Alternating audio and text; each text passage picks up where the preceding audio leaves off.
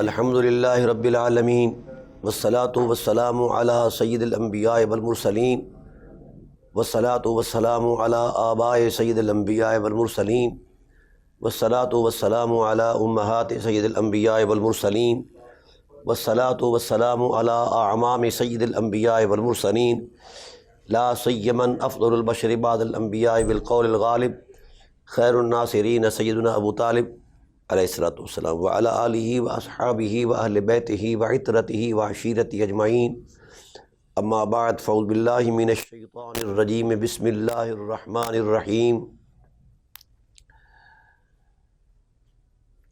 اہدنا الصراط المستقیم صراط الذین انعمت علیہم غیر المغضوب علیہم ولا الضالین آمین والموفون بعہدہم اذا عاہدوا والصابرین فی البأساء والضراء وحین البأس اولئک الذین صدقوا واولئک هم المتقون صدق اللہ مولانا العظیم وبلغنا رسولہ النبی العظیم الرؤوف الرحیم ان اللہ وملائکتہ یصلون علی النبی یا ایھا الذین آمنوا صلوا علیہ وسلموا تسلیما اللہم صل علی سیدنا مولانا محمد وعلی آل سیدنا مولانا محمد کما صلیت علی ابراہیم وعلی آل ابراہیم انک حمید مجید اللہم بارک علی محمد وعلی آل محمد کما بارکت علی ابراہیم وعلی آل ابراہیم انک حمید مجید الصلاۃ والسلام علیک یا سیدی یا رسول اللہ وعلی آلک واصحابک یا سیدی یا حبیب اللہ۔ حمد و صلاۃ کے بعد انتہائی واجب القدر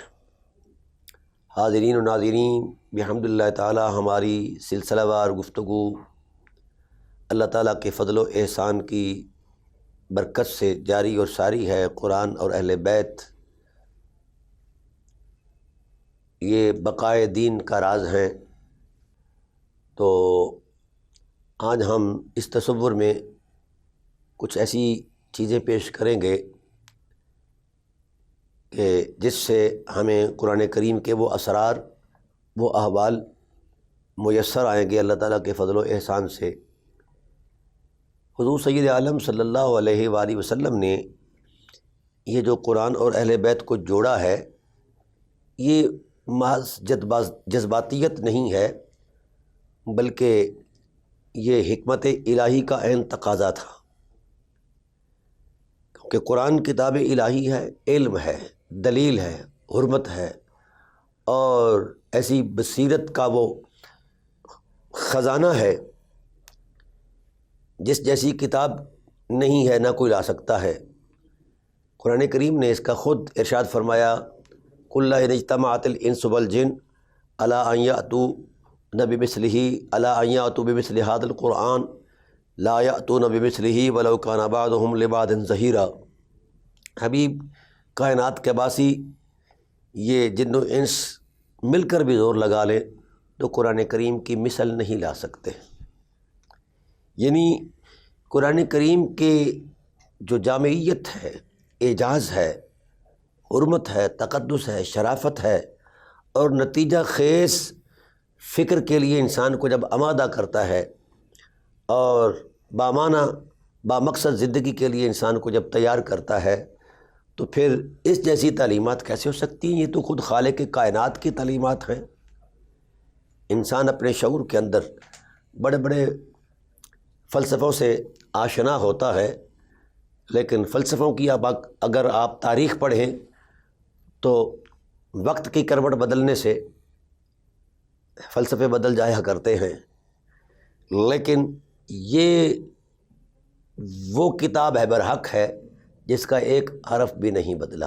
لا تبدیل لکلمات اللہ، اللہ تعالیٰ کے کلمات میں کوئی تبدیلی نہیں ہوتی۔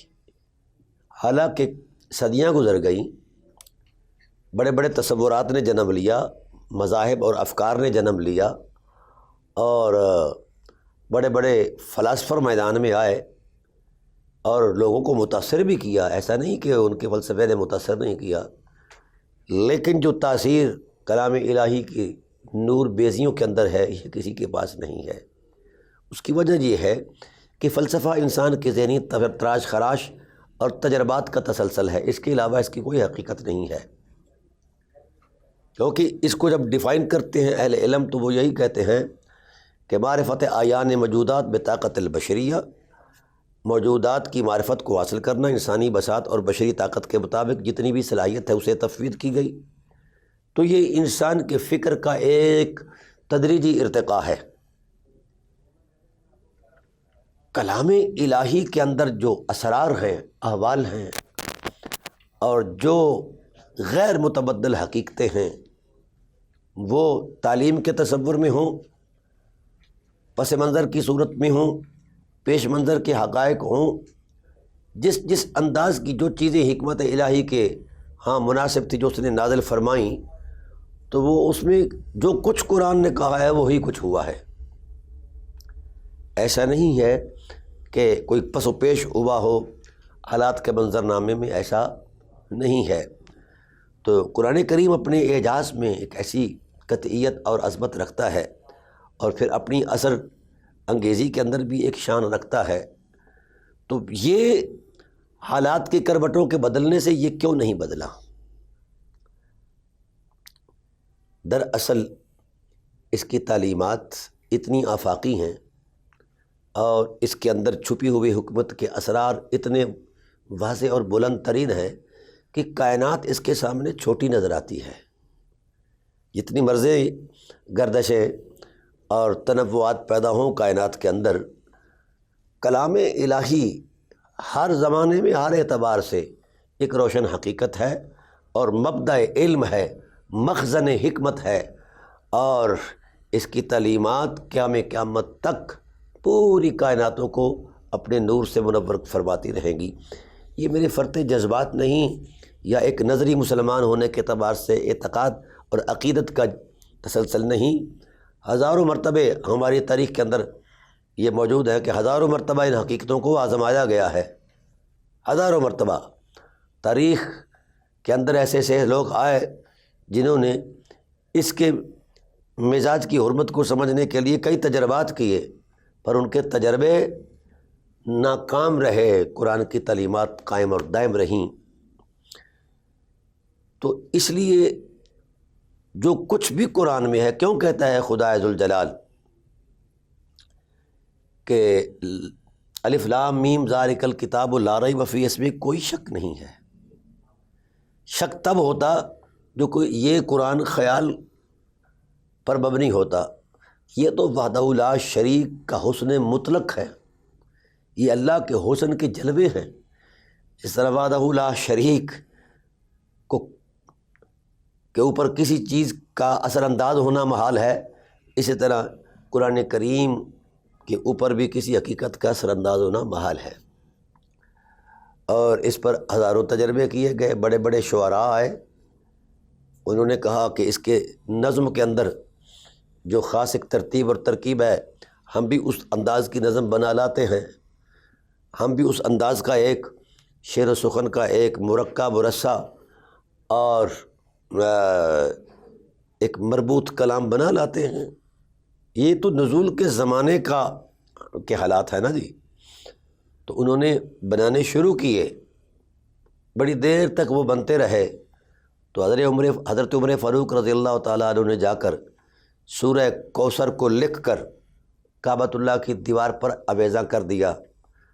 اور پھر چیلنج کر دیا کہ 3 بند جو ہیں، یہ 3 فکرے جو ہیں، یہ خدا ذوالجلال کی طرف سے آئے ہیں، 4تھا فکرہ تم بنا ڈالو اے اہل مکہ۔ اور وہ 3 کیا تھے؟ بسم اللہ الرحمن الرحیم، انا اعطیناک الکوثر فصل لربک وانحر ان شانک ھو الابتر۔ اب 4تھا بند جو تھا اس کے لیے پورے کفر نے ٹل لگایا، مگر کسی سے ایک حرف بھی نہ بن پایا۔ اس طرح سورہ فیل ہے، سورہ فیل پر بھی جناب اللہ انہوں نے کہا ہم بنا لائیں گے، اور مزح کا خیز سرگرمیاں تھیں۔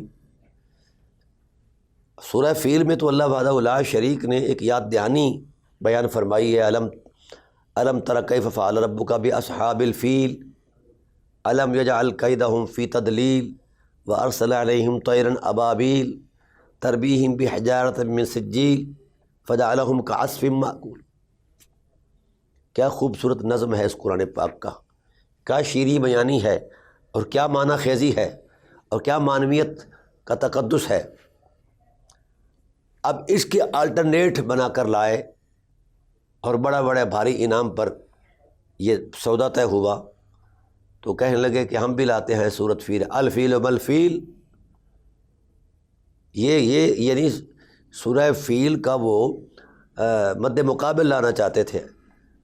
الفیل ملفیل وما ادراک ملفیل ذنبہ کثیر و خرطومہ طویل، یہ بنا کر لائے۔ فیل کیا ہے، ہاتھی کیا ہے بھئی، جس کی دم جو ہے وہ بہت چھوٹی ہے اور اس کی سونڈ جو ہے وہ بہت بڑی ہے۔ یہ کون سی معنی خیزی ہے، یہ کون سا تصور حکمت ہے؟ یہ تو اندھوں کو بھی نظر آتا ہے بھی، ہاتھی کی کمیت اور کیفیت فطری جو ہے یہ ایسی ہے، اس پر وہ کون سی حکمت بیان کرنا چاہتے ہیں؟ وحدہ لا شریک نے تو یہ فرمایا تھا کہ الم تر کیف فعل ربک باصحاب الفیل، اے حبیب کیا آپ نے وہ منظر دیکھا نہیں ہے اپنی نبوی بصیرت سے کہ کیا حال کیا ہے اللہ تعالیٰ کی ذات نے ہاتھی والوں کا؟ جس وقت وہ ابرہہ لے کر آیا تھا، وما ادراک ما الفیل الم تر کیف فعل ربک باصحاب الفیل الم یجعل کیدہم فی تضلیل، ہم نے ان کے اس قید کو اور اس دو اور مکر کو ہم نے ایسا دبایا کہ وہ نظر نہیں آتا تھا۔ وَأَرْسَلَ عَلَيْهِمْ طَيْرًا أَبَابِيلَ، ہم نے کوئی بڑا کام نہیں کیا،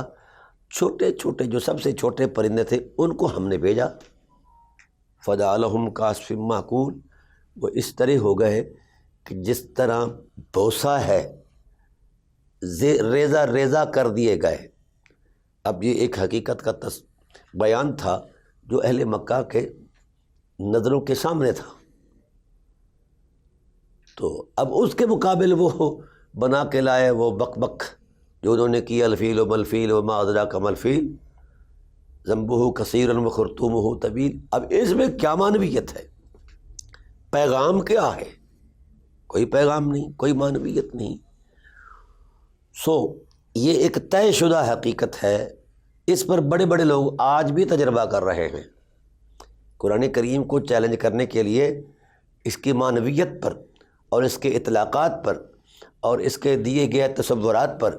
اور بیان کردہ اعتبارات پر بڑے بڑے حملے ہو رہے ہیں، لیکن جب بھی کوئی حملہ آور ہوتا ہے تو منہ کی کھا کر رسوائی کا شکار ہو جاتا ہے۔ اس کی وجہ یہ نہیں ہے کہ یہ مسلمانوں کی کتاب ہے تب ایسا، اس کی وجہ اصل یہ ہے کہ یہ اللہ کا حسن ہے، لیس کمثلہ شیء، اس کی مثال کوئی ہو سکتی ہی نہیں ہے۔ تو ناظرین کرام، جس انداز میں قرآن کریم نے جس تصور عظمت میں، ہدایت میں وہ روشنی عطا فرمائی ہیں اور جس کی تاثیر قیامت تک جاری اور ساری ہے اور غالب ہے، ہر فلسفہ، ہر فکر پر، ہر طرز تفکر پر، ہر شعور پر قرآن کریم غالب ہے، اپنی اس اصلی عظمت کے ساتھ اور مشیت الہی کی عظمت کے ساتھ غالب ہے۔ اور چونکہ اس میں سارا دین کا ٹائٹل بیان کیا گیا ہے، تو خدا ذوالجلال نے خود ارشاد فرمایا ہے، هو الذی ارسل رسولہ بالہدی ودین الحق لیظہرہ علی الدین کلہ، اللہ نے شان والا رسول بھیجا ہدایت دے کر، ودین الحق، اور دین حق دے کر۔ اب یہ دو الگ الگ حقیقتیں ہیں، ہدایت اور دین حق۔ ہدایت جب تک ہادی نہ ہو تو ہدایت کس طرح حاصل کی جائے؟ کوئی ہادی ہوگا جو قرآن کی دی گئی ہدایت پر من و عن عمل کر کے دکھائے گا اور اسوہ دے گا تو ہدایت ہوگی۔ اور چونکہ اس کے اندر دین حق کی عظمت ہے اور اس نے غالب آنا ہے، لہذا اس غلبے کے لیے بڑا ضروری ہے کہ جو بھی اس کے مد مقابل ہو اس پر یہ غالب آئے، اپنی تعلیم کی عظمت میں، اپنی حکمت کے تصور میں، اور اپنی رانائی بلاغت میں فصاحت میں یہ بالغ آ جائے، اپنا غالب آ جائے۔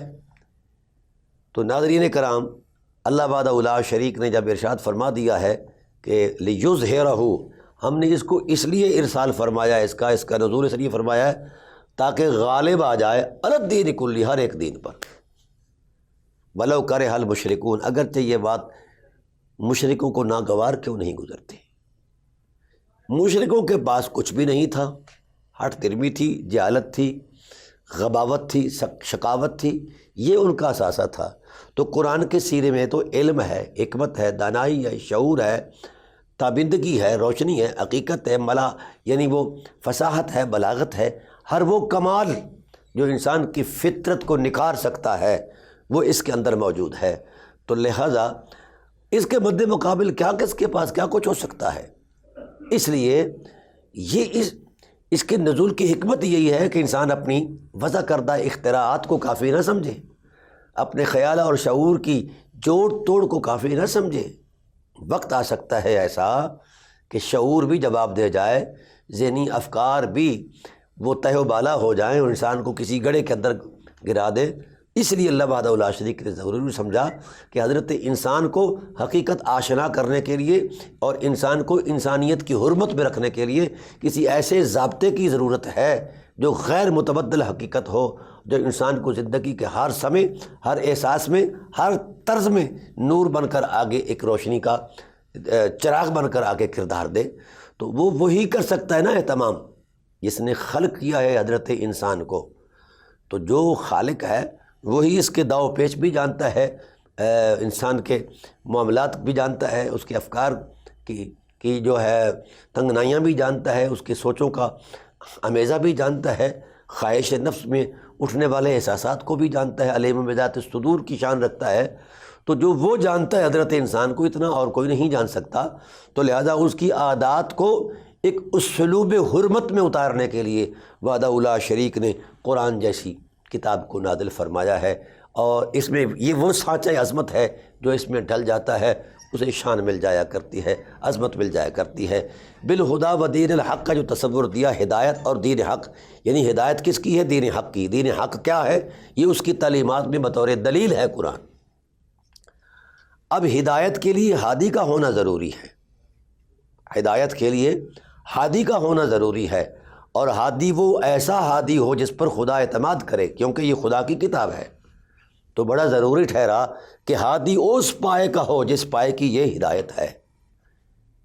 وہ خود اتنی بصیرت رکھتا ہو کہ اس کے حرف کو من و ان جو ہے ادا کر سکتا ہو اپنے کردار کی عظمت میں۔ تو پھر اس پر پوری کائنات کے اندر بڑے بڑے باشعور لوگ بھی آئے، بڑے بڑے دانشور بھی آئے، لیکن وہ اس معیار پر پورے نہیں اتر پائے۔ اس لیے اللہ وحدہ لا شریک نے فرمایا، میرے حبیب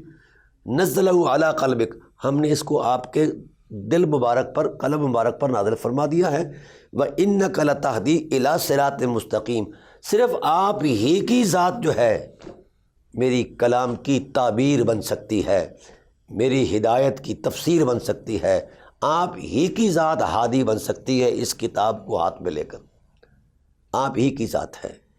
تو آپ صلی اللہ علیہ وآلہ وسلم کا جو انتخاب ہوا محض فرط جذبات نہیں، حکمت الہی کا ایک کامل تصور ہے، کامل عظمت ہے۔ تو ناظرین کرام،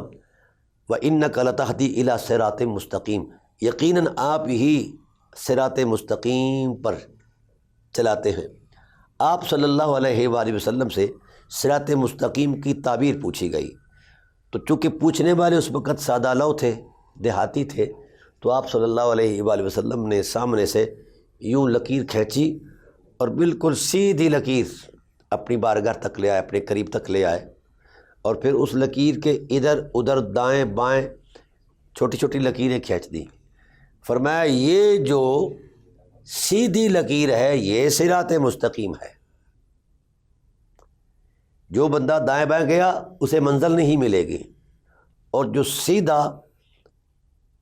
اس راستے پر چلے گا وہ منزل بھی پائے گا، مراد بھی پائے گا، عظمت بھی پائے گا۔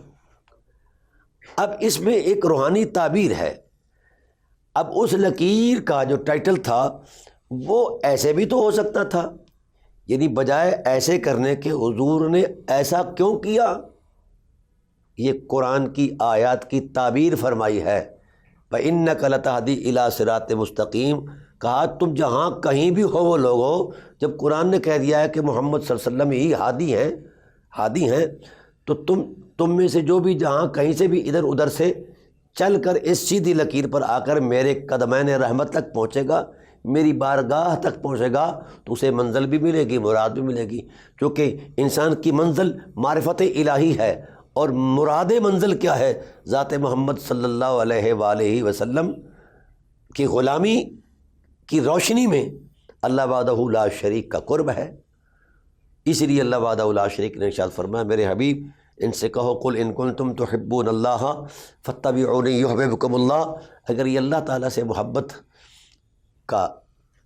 اظہار کر رہے ہیں تو ان سے کہو یہ خالی فرط جذبات نہیں، بلکہ محبت کا اسلوب ہے، ایک طریقہ کار ہے محبوب کو پانے کا۔ ان سے کہو کہ اگر محبت کی عظمت چاہتے ہیں، خدا کے محبوب بننا چاہتے ہیں، خدا کو محبوب سمجھتے ہیں، تو وہ خیالات یا قلبی جذبات کے ساتھ صرف وہیں اکتفا نہ کر جائیں، آگے بڑھیں اور وہ مراد پائیں، وہ منزل پائیں، وہ عظمت پائیں۔ تو اس کی ایک ہی صورت ہے، قل ان کنتم تحبون اللہ فاتبعونی۔ ان سے کہو کہ وہ آپ کی اتباع کریں۔ جو شخص آپ کی اتباع کرے گا تو پھر اس کو مسافتوں کی ضرورت نہیں پڑے گی، یحببکم اللہ، اللہ اپنی محبت کا نور تم پر غالب کر دے گا، ویغفر لکم ذنوبکم، اور اللہ تعالیٰ تمہیں اپنی رحمت کے دامن میں ڈھانپ لے گا، مغفرت فرما دے گا۔ واللہ غفور الرحیم، یقیناً اللہ تعالیٰ غفور بھی ہے اور رحیم بھی ہے، یعنی وہ ستاریت کے پردے میں چھپا کر ڈھانپ لیتا ہے، رحمت کے جذبوں سے ان آلودگیوں کو دھو دیتا ہے، انسان کو اجلا کر دیتا ہے۔ حضور سید عالم صلی اللہ علیہ وسلم نے اس لیے ارشاد فرمایا، الاسلام یہدم ما قبلہ، اسلام جو ہے اس کا اقرار کرتے ہی انسان کی زندگی کے گزشتہ گناہ جو ہیں وہ ختم ہو جاتے ہیں، گر جاتے ہیں۔ تو ناظرین کرام، اب اس تصور عظمت میں جب ہم اتریں گے تو ہدایت کے لیے حضور سید عالم صلی اللہ علیہ وسلم کی ذات ہی معیار قرار پائی، اور آپ صلی اللہ علیہ وآلہ وسلم نے اپنی ذات کے بعد اپنی ذمہ داریاں جن حقیقتوں کے سامنے وابستہ کر دی ہیں وہ اہل بیت علیہ السلام کے نفوس قدسیہ ہیں۔ اس لیے فرمایا گیا کہ انی تارکم فیکم امرین، میں دو امر چھوڑے جا رہا ہوں، دونوں امر الہی ہیں، کلام الہی بھی امر الہی ہے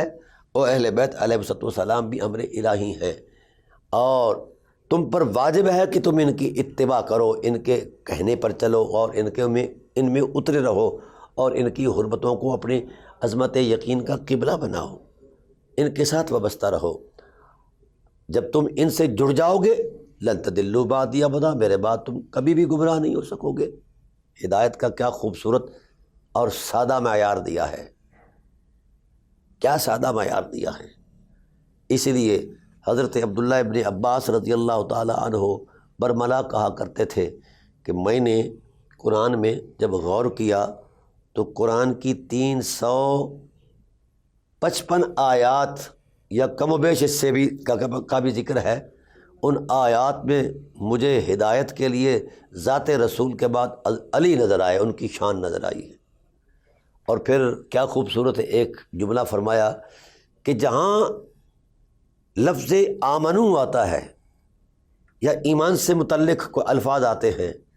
یا ایمان کی پذیرائی ہوتی ہے یا ایمان کا تقدس بیان کیا جاتا ہے یا ایمان کی حرمت پر قرآن کلام کرتا ہے، تو اس ایمان کا پہلا عنوان ہی علی علیہ السلام کی ذات والا صفات ہے۔ اللہ اکبر، اللہ اکبر۔ اب جتنے بھی الفاظ قرآن پاک کے اندر ایمان سے متعلق ہیں ان تمام کا پہلا عنوان اور ایمان والوں کا پہلا امام، ایمان والوں کا پہلا امام مولا مرتضیٰ علی علیہ السلام کی ذات والا صفات ہے۔ یہ عبداللہ ابن عباس جو مفسر اعظم ہیں، پہلے مفسر ہیں قرآن پاک کے۔ اب پھر انہوں نے غور و خوض کیا، اتنے سو آیات سے ان کے تقدس کو بیان کیا۔ اب ایک حساس بات عرض کرنے لگا ہوں کہ جہاں کہیں کسی اجتماعی نظم کے اندر اللہ تعالیٰ کی ذات نے پذیرائی فرمائی ہے تمام صاحبان ایمان کی، تو ان میں پہلا عنوان ہی اہل بیت علیہ الصلوۃ والسلام کی ذات والا صفات ہیں۔ اور ہاں، اس میں کوئی شک نہیں کہ ایک تقدس ہے، ایک شرافت ہے، ایک بزرگی ہے، ایک حرمت ہے اور ایک عظمت ہے، لیکن ہم اس عظمت کا یقین اور اس عظمت کو بیان اس انداز میں کریں کہ باقی جو افراد معنی ہیں ان لفظوں کے نیچے، ان نفوس قدسیہ کے بعد جو بھی ہیں ان کو بھی ملحوظ خاطر رکھیں، اور ان عظمتوں کو بیان کرتے ہوئے اس احتیاط کو مد نظر رکھے کہیں ایسا نہ ہو کہ ہماری گفتگو میں، سوچ میں، شعور میں، مذہب میں، دین میں اور مسلک میں، مذہب میں کہیں ان لوگوں کو بے حیثیت نہ کر دیا جائے۔ خدا را یہ ظلم ہے، یہ تحریف قرآن ہے، قرآن کریم کی مانوی تحریف ہے، مانوی تحریف ہے، اس سے بچیں۔ آج اکثر لوگ اس کا شکار ہیں۔ جب اہل بیت علیہ السلام کے تقدس کو بیان کرتے ہیں اپنے مذہبی شعار میں، تو وہ جس اجتماعی کردار کے اندر اہل بیت امام ہیں اور وہ ساتھ ہیں، ان کے پیچھے ہیں، تو وہ ان کو بے حیثیت کر دیتے ہیں۔ تو اگر اس کردار کی حرمت میں معنی کردار بن کر جو لوگوں نے کردار دیا ہے اصحاب رسول اللہ رضوان نے، ان کو اگر بے حیثیت کر دیا جائے گا تو قرآن بے معنی ہو جائے گا، محل کلام الہی نہیں رہے گا، اس کا کامل معنی کی تکمیل ہی نہیں ہو پائے گی۔ تو یہ قرآن کو بے محل کرنا ہی قرآن کریم کی تحریف معنوی ہے، اور یہ یہود کا کام ہے۔ یحرفون الکلمہ عن مواضعہ، اللہ تعالیٰ نے یہود پر مذمت کرتے ہوئے یہ ارشاد فرمایا کہ انہوں کی یہ سرشت ہے کہ قرآن اپنی کتاب کو، ان کے مقدس کلمات کو وہ اپنے معنی سے ہٹا دیتے ہیں، مدعا سے ہٹا دیتے ہیں، مقصد سے ہٹا دیتے ہیں۔ تو ناظرین کرام، یہ بات احتیاط میں رہنی چاہیے کہ جس وقت بھی ہم قرآن اور اہل بیت کی حرمتوں کو بیان کریں تو ان کا تقدس تو اولین ترجیح ہی ہے، اس میں کوئی شک نہیں ہے، مگر ایسا نہ ہو کہ کسی اجتماعی نظم میں دیے جانے والے کردار کا جب تقدس بیان ہو تو اس تقدس میں جو معنی قرآن بن کر، معنی آیت بن کر جنہوں نے کردار دیا ہے ان کو اگر بے حیثیت کر دیں گے تو پھر اس کا مطلب یہ ہوگا کہ ہم نے قرآن کی پوری جامعیت کو اور قرآن کریم کی آیات اور الفاظ اور احکام کے مقتضیات کو ہم نے مانا ہی نہیں ہے۔ لہذا ان کے تقدس کے لیے جو شرف اور کمال قدرت نے ان کی بابت بیان فرمایا ہے، ہم ان کا اعتقاد کریں اور اس کا احترام بھی کریں۔ ایسا نہیں کہ جناب والا ہم ایک سمت پر ہو کر جناب والا باقی احترام کو چھوڑ دیں، ایسا نہیں۔ اور ایسے ہی وہ لوگ جو اصحاب رسول اللہ رضوان کے ساتھ زیادہ وابستہ ہیں اور ان کو بلند و بالا عظمت میں سمجھتے ہیں، بلکہ بعض اصحاب کو تو اہل بیت سے بھی آگے لے جاتے ہیں، تو ان سے بھی گزارش ہے کہ آپ قرآن کریم کے اسلوب کو سامنے رکھیں، نظم نص کو سامنے رکھیں، ربط کلام کی قطعیت کو سامنے رکھیں اور معارف قرآن کے اسرار کو سامنے رکھیں۔ تو جہاں جہاں بھی جس بھی حرمت کا کوئی تصور موجود ہے، حرمت کردار میں پہلا عنوان ہی اہل بیت علیہ السلام ہے۔ لہٰذا یہاں جو ہمارے ہاں ایک ماحول جو ہے یہ پنپ چکا ہے، وہ تفضیل کا ایک ٹائٹل بنا دیا گیا ہے۔ کچھ لوگ جناب والا جو ہیں شیخین علیہ رضوان کی تفضیل ثقلین یعنی اہل بیت علیہ السلام کے مقابلے میں لے آتے ہیں، اور کچھ لوگ ثقلین یعنی اہل بیت کی تفضیل کو لے آتے ہیں۔ چونکہ میں نے الحمدللہ اس پر اللہ تعالیٰ کے فضل و احسان سے پوری ریسرچ کی ہوئی ہے، اہل سنت کے پورے ذخیرہ علم میں نے اس کی ساری جانچ پڑتال کی ہوئی ہے، ٹھیک۔ اہل سنت ہونے کی نسبت سے یہ میں کہہ رہا ہوں، یہ جو مفاضلہ ہم کرتے ہیں ثقلین اور شیخین کے مابین، اس مفاضلے کی قرآن کریم کے کسی حرف میں کوئی حقیقت نہیں۔ ایک حرف بھی الحمد کی الف سے لے کر والناس کی سین تک ایک حرف بھی اس مفاضلے پر نازل نہیں ہوا۔ اللہ جب حکیم ہے، دانا ہے، اگر اس باب یہ کوئی چیز ایسی ہوتی جو امت کے لیے فائدے کا باعث ہوتی برکت کا باعث ہوتی تو قدرت اسے ضرور بیان فرماتے۔ وحدہ لا شریک کا بیان نہ فرمانا اس بات کی گواہی ہے کہ اس تصور کی کوئی حقیقت نہیں ہے، نہ خدا کے ہاں ہے نہ رسول کے ہاں ہے۔ اب رسالت برائے عالم صلی اللہ علیہ وآلہ وسلم پر قرآن نازل ہوا ہے، آپ صلی اللہ علیہ وآلہ وسلم کو حکم دیا گیا ہے کہ لِتُبَيِّنَ لِلنَّاسِ مَا نُزِّلَ إِلَيْهِمْ، میرے حبیب جو کچھ بھی نازل ہوا اسے کھول کر بیان کرو۔ تو رسول دو عالم صلی اللہ علیہ وآلہ وسلم نے اپنی نبوی بصیرت کے ساتھ، نبوی حرمت کردار کے ساتھ اس کو کھول کر بیان فرمایا ہے، گفتگو کے ذریعے بھی بیان فرمایا ہے، عمل و کردار اور اخلاق کی عظمت میں بھی بیان فرمایا ہے۔ لہٰذا اب اس اعتبار سے رسول پاک صلی اللہ علیہ وآلہ وسلم نے جب بیان فرمایا تو آپ کی پوری حیات عصمت کا پورا ٹائٹل دیکھ لیا جائے، جو 23 سالہ نبوی پیغام کا ابلاغ کا جو دور رہا ہے اور پورا قرآن آپ نے پہنچایا ہے، ایک حرف بھی آپ صلی اللہ علیہ وسلم کی زبان سے نہیں نکلا، نہ آپ نے بیان فرمایا، بلکہ سرزد بھی نہیں ہوا۔ یعنی اتفاق سے منہ سے نکل جانا، سرزد ہو جانا، ایسا بھی نہیں ہوا کہ آپ صلی اللہ علیہ وسلم نے ثقلین کو اور شیخین کو مد نظر رکھا ہو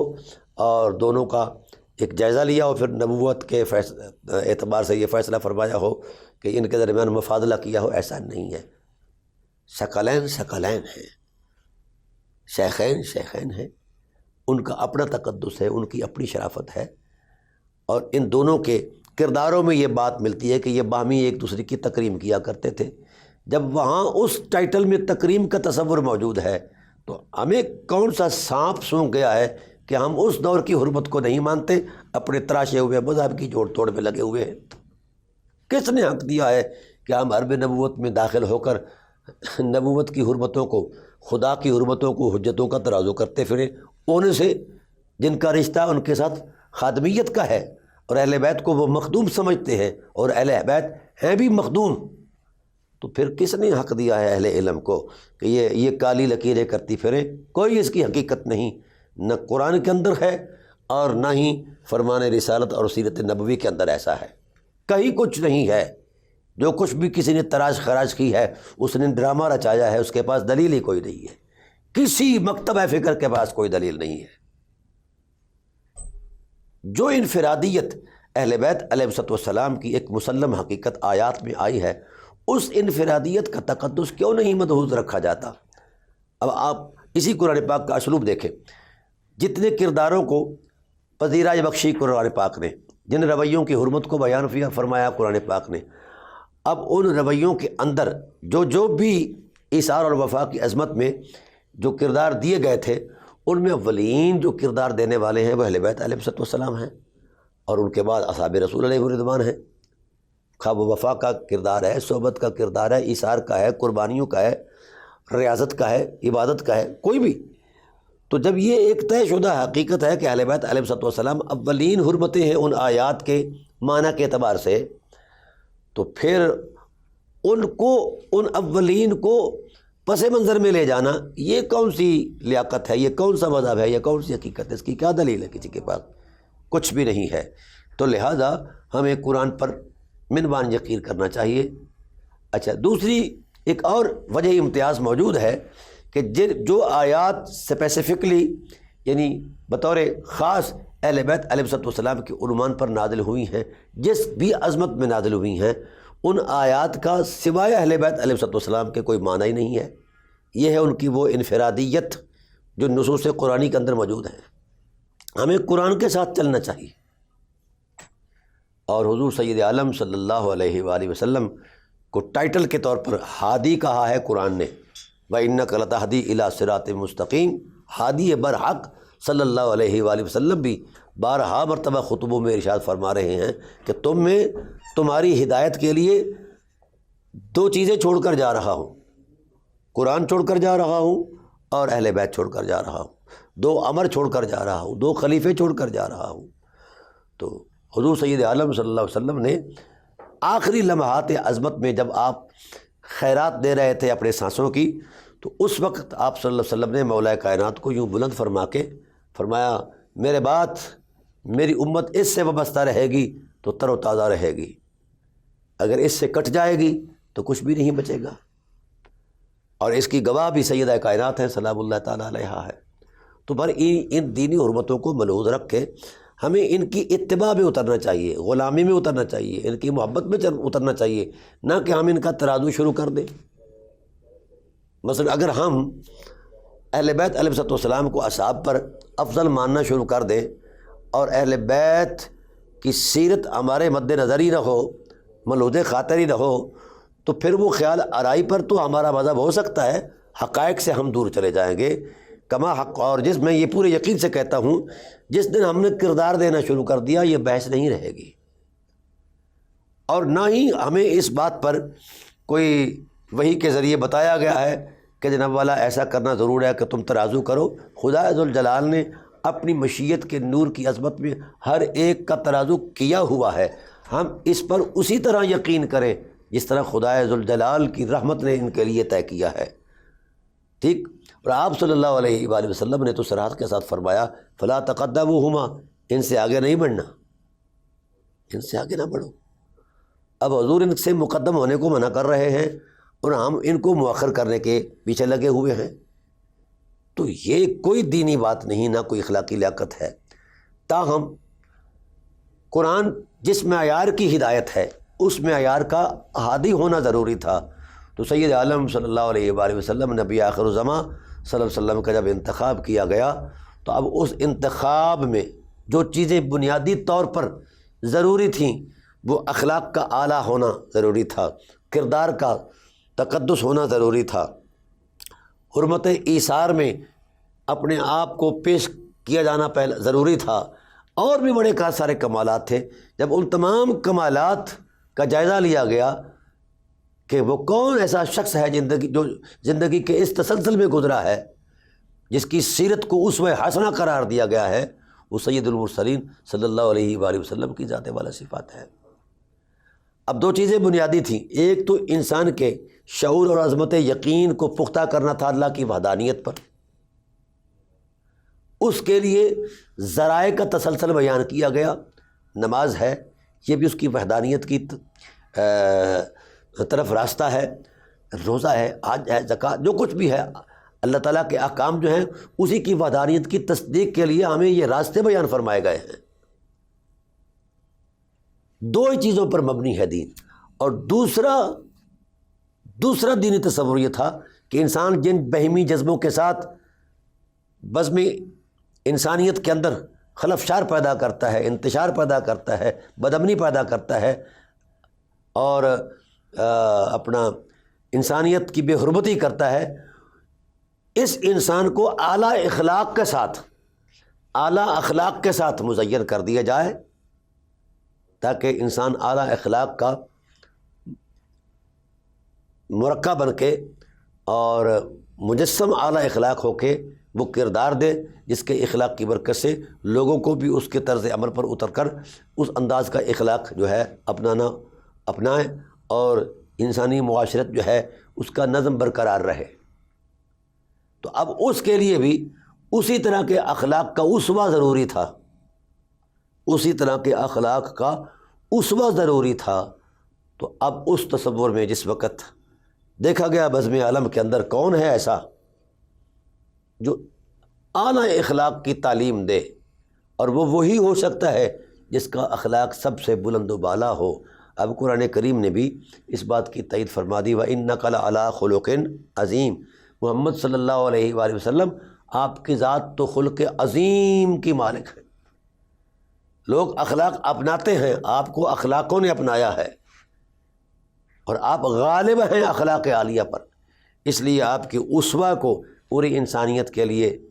جو ہے وہ نمونہ عمل قرار دیا گیا، اسوہ قرار دیا گیا۔ اب ناظرین کرام، جب یہ طے ہوا کہ یہ ذات ہی ہادی ہے جس کے اخلاق کتنے بلند و بالا ہوں، تو اب اس صورت میں حضور سید عالم صلی اللہ علیہ وسلم اپنی حیات عصمت میں اعلیٰ اخلاق کی ایک اعلیٰ مثال بن کر رہے اور اخلاق کا نور بانٹتے رہے۔ آپ صلی اللہ علیہ وسلم جب پھر وصال فرمانے لگے تو اس وقت جو اس معیار پر پورا اترے وہی امت کی قیادت کر سکتا ہے، وہی امت کی سیادت کر سکتا ہے، وہی امت میں افضل و اعلیٰ ہے تو پھر جب جائزہ لیا گیا کہ کوئی ایسی شخصیت آپ صلی اللہ علیہ وسلم کے بعد ہے جو صاحب خلق عظیم کی تفسیر بن کر کردار دے، تعبیر بن کر کردار دے، تو پھر یہ بات مشورے سے طے نہیں ہوئی، اس بات کی وضاحت خود رسالت پناہ عالم صلی اللہ علیہ وسلم نے ارشاد فرمایا کہ میرے بعد ہر عظمت دین کا تقدس اگر کسی کو ملے گا تو یہ قرآن سے ملے گا اور صاحب اپنا میری آل سے ملے گا، دو چیزیں۔ اسی لیے ام المؤمنین حضرت عائشہ صدیقہ صلوات اللہ تعالی علیہا نے برملا الفاظ میں کہا تھا ما رأیت احدا اشبہ من رسول اللہ صلی اللہ علیہ وسلم، میں نے رسول اللہ صلی اللہ علیہ وآلہ وسلم کے اعلیٰ اخلاق کے مشابہ اگر کسی ذات کو دیکھا ہے تو حضرت زہرا پاک صلوات اللہ تعالی علیہا ہیں۔ تو ناظرین کرام، ہمیں مذہبی تصورات سے بالا تر ہو کر کردار دینے کے لیے ان حقیقتوں میں اترنا ہوگا۔ خیالات سے حالات نہیں بدلتے اور مذہبی تصادم سے امن قائم نہیں ہوتا۔ اگر ہم وحدت چاہتے ہیں، اگر ہم اطمینان چاہتے ہیں اور انسانیت چاہتے ہیں اور شعور کی حرمت چاہتے ہیں، اخلاق کا تقدس چاہتے ہیں، حرمت یقین چاہتے ہیں، عظمت ایثار چاہتے ہیں، وجاہت انسانیت چاہتے ہیں اس دنیا کے اندر بھی آخرت کے اندر بھی، تو پھر ہمیں انہی حقیقتوں کے ساتھ وابستہ ہونا ہوگا جن حقیقتوں کی نشاندہی زبان رسالت صلی اللہ علیہ وآلہ وسلم نے بیان فرمائی ہے۔ تو اس لیے آئیے ہم بلا کم و کاست اس ماہ مقدس کے پر نور ساعتوں کے اندر اس عہد سے گزریں کہ ہمارا آنے والا ہر لمحہ جو ہے حسب قرآن کریم ہوگا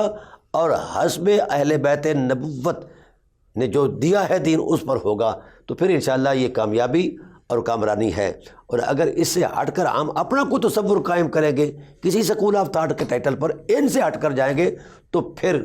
نہ نور ملے گا، نہ سرور ملے گا، نہ زندگی ملے گی، نہ بندگی ملے گی۔ پھر وہی ہوگا جو ان کے مد مقابل آیا ہے، جن کو رسول نے شیطان کہا ہے اپنی نبوت کی زبان سے، فرمایا اذا اختلفوا قبیلۃ من العرب فصاروا حزب ابلیس، جو ان سے مختلف ہو جائے گا وہ ابلیس کا حزب ہے، ابلیس کی جماعت ہے۔ انسان وہی انسانیت کے سائنس میں رہے گا جو ان دو حقیقتوں سے وابستہ رہے گا۔ اللہ کی بارگاہ میں دعا ہے کہ اللہ تعالی ہمیں ان دونوں حرمتوں کے ساتھ وابستہ فرمائے اور ان کے تقدس کو ہمارا ایمان بنائے اور ان کے دیے گئے اخلاق کے زاویوں کو اپنانے کی توفیق نصیب فرمائے، زندگی میں بندگی کا نور عطا فرمائے۔ السلام علیکم ورحمۃ اللہ وبرکاتہ۔ وما علینا الا البلاغ۔